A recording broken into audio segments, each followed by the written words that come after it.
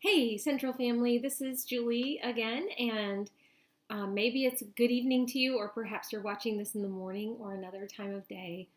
But I want you to notice that this time with this devotional, I'm coming to you from my kitchen, and that's because this devotional is about those times when we are eating. Um, I've noticed as my house has been changing over the last few years that there are increasing times when I'm taking in a meal alone.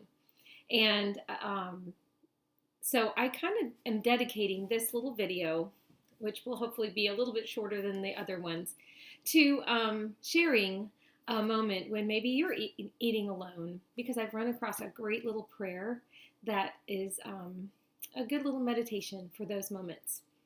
A little bit of a backstory. This is from Douglas McKelvey's book, Every Moment Holy.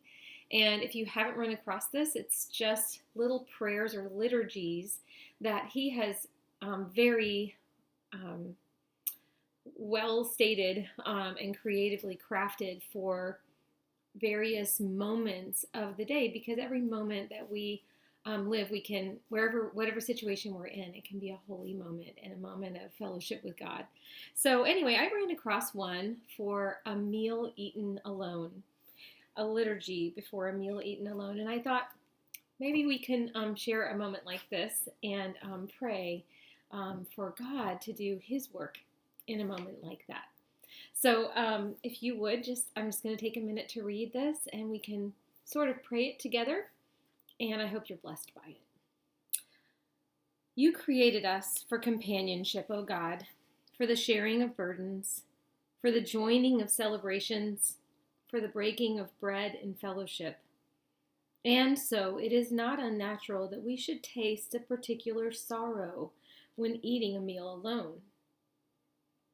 Sit with me and linger at this solitary table, O Lord. Sit with me as my Father. Sit with me as my brother. Sit with me as my shepherd. Sit with me as my friend. In the absence of human companions, may I know more fully your presence. In this silence, where there is no conversation, may I more clearly hear your voice. Use my own momentary loneliness to work in me a more effectual sympathy for others who are often alone and who long for the companionship of their God and his people. Let me afterward be more intentional in the practice of hospitality.